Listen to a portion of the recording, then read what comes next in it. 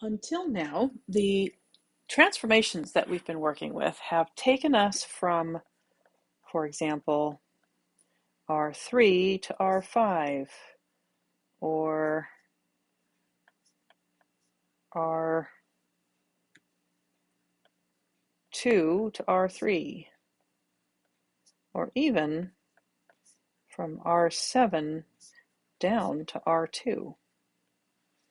But we don't have to go from the real numbers to the real numbers. In fact, we can take a linear transformation from, say, R2 into some other space. I'm going to call it P1. Now, that's not a double struct P, it's just a P, and I'm using that primarily because that's what your textbook uses here. As with any transformation, I need to define what the transformation is. So let's say that the transformation that goes from R2 to P1 is defined. We can see here we're going from R2, so that means our input is a vector in R2, so I'll call that x1, x2, and that's equal to 2x1 times x minus, well, let's go plus x2 times x minus 4x1. And if I perform that, then that transformation on a specific vector, like 2, -3, I'll just get 2 times x1, which is 2, times x, plus x2, which is -3, times x, minus 4 times x1, which is 2. And I can do that arithmetic. Minus 3x minus 8, using algebra and arithmetic, I get x minus 8. So what this P really represents here is P for polynomial. And we can do transformations on spaces that are not necessarily just numerical. We can do them on polynomials, for example. We can also take, I like this one, we can also take a transformation or do a transformation. Let's see, I'll use a different letter here. How about R? Transformation is called R, and we're going to take that from one polynomial space into another polynomial space. And you don't know what these ones are. I can't just look at these and say, oh, these are vectors in R2, or I can't do that. But what I can do is define the transformation, and then you'll know what those spaces are. You'll know what the domain and the codomain are. So let's say that the transformation R takes something that looks like this and puts it into the form that looks like this, where the input, the P1, is,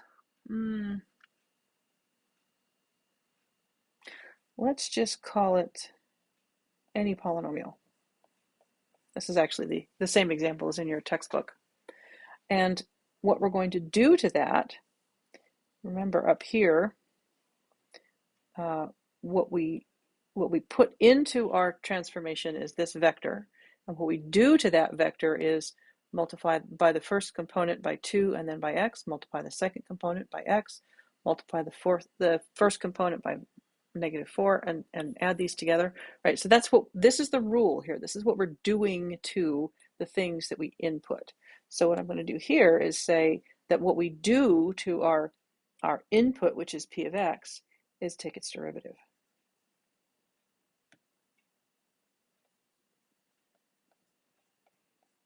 I suspect that this example is why you need Calculus 1 as a prerequisite for this course. There's really not much else.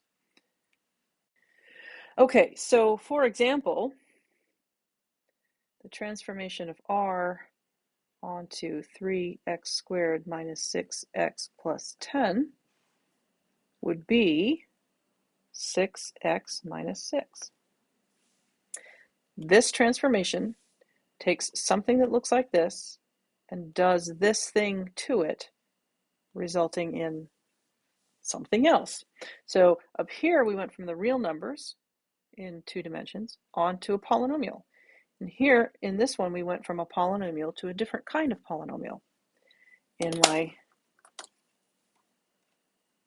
my next example, I'm going to go from a space that is, let's go from R3. I've run out of PQRST. Maybe I'll just use Z. Z is the transformation that goes from R3 into R,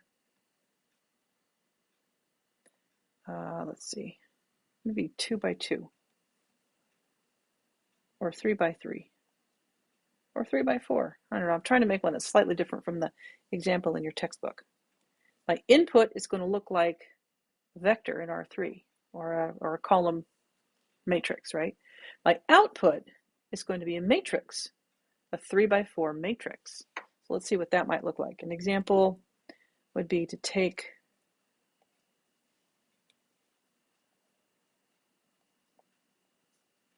something in this form and put it into this form, where certainly my end result is going to be a 3 by 4 matrix. But my input is just an R3 vector. So let's see. Let's take an R3 vector. I guess I'll just call that x1, x2, x3. That's the way we've been doing it. That should be a 3, not a 2. And we're going to take that vector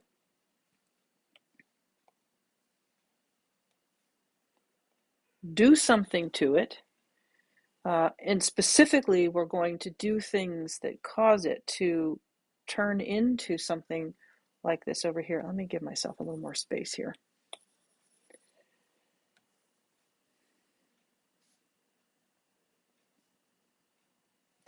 I'm going to end up with a 3 by 4 matrix. And let's make the rules say that the first row, first column, you get by taking x2 and multiplying it by 3. First row, second column, you get by taking x3 and multiplying it by 2. Row 1, column 3 is always going to be a 0. Row 2, let's see, we'll go x1 plus x2, and then just x2, and then just x1, and then x2 minus x1, x2 minus 2x1, and 3.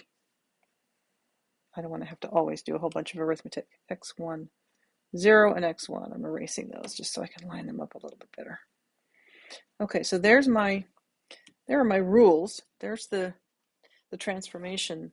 And I'm going to do that now on a particular vector. I'm going to choose the vector 1, 1, 0. And I'm going to use the values 1 for x1, 1 for x2, and 0 for x3. And I'm going to apply these rules, and that's going to spit out something else. In position 1, 1, I have 3 times x2. Well, that's 3 times 1. In position 1, 2, I have 2 times x3. Well, that's 2 times 0. And then 0 times anything. And in fact, I can put a 3 down here as well. In position 2, 1, I have x1 plus x2, which is 1 plus 1, so that's 2. x2 is 1. x1 is 1. x2 minus x1 is negative 1. 0 minus, sorry, I've got the wrong entries there. x2 minus x1 is 1 minus 1, which is 0. x2 minus 2 times x1, x2 minus 2 times that, so 1 minus 2 is going to be negative 1. So here what I've done is taken an item or an object that belongs in three-dimensional space, a vector that belongs on R3, and transformed it so that it is a matrix. And specifically, it's a 3 by 4 matrix. Actually, it's a 3 by 3 matrix. I forgot a row, or I forgot a column. Let me fix that. I don't want it to be square. That's boring. So I'll just add another column here. I'm making this up anyway, so it doesn't really matter. Your context will help to dictate what your actual codomain is. But let's go with x3 minus x2. And how about x1 plus x2 plus x3? I know you can't really even see that. And just x2. So that means I need to change my answer as well. I'm going to have a new column. x3 minus x2 is 0 minus 1, or negative 1. x1 plus x2 plus x3 is 1 plus 1 plus 0. And just, what did I say, x2? So that's a 1. So now it's a 3 by 4 matrix. My apologies. So I've taken something that looks like a three-dimensional vector and turned it into a 3 by 4 matrix. So transformations can be done on lots of different spaces. They don't have to be done just on the real numbers or vectors that you have components that are made up of the real numbers. They can be done on polynomials. I could go from a matrix to a polynomial, or a polynomial to a vector, or any number of possibilities.